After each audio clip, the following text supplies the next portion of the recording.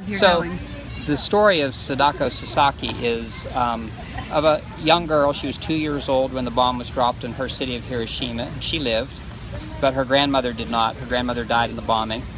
And Sadako thought that she had escaped unscathed, and she became one of the best runners in her school class. And when she was 11, she fell ill during a race. And they just thought, well, she'll get better, but she didn't. It turned out it was leukemia from the radiation of the atomic bomb.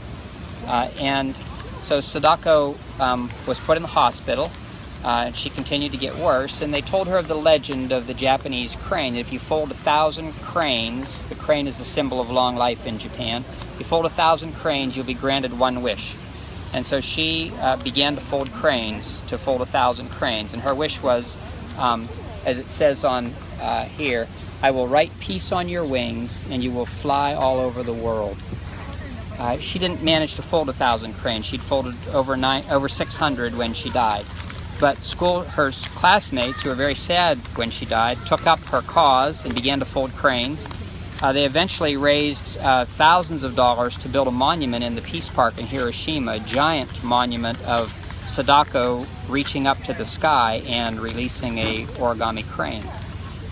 And to this day, school children come by the hundreds every day to present their cranes that they have folded, 1,000 cranes, for Sadako's memory, and also just to join their voices with the people in Hiroshima whose main prayer is never again, which means that we need to abolish nuclear weapons in order to make sure they're never used again on a civilian population. So our event here is not only in memory of Sadako, but joining our wishes for peace with her wishes for peace, and we're hoping to fold 1,000 cranes. And as you can see, it's just a series of simple folds. Some of them are just a tiny bit tricky, but as you get used to it, they're not tricky at all.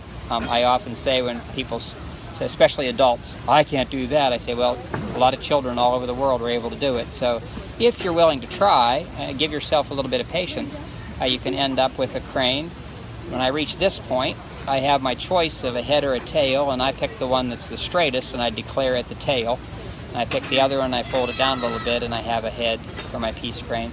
And then I can fold the wings down.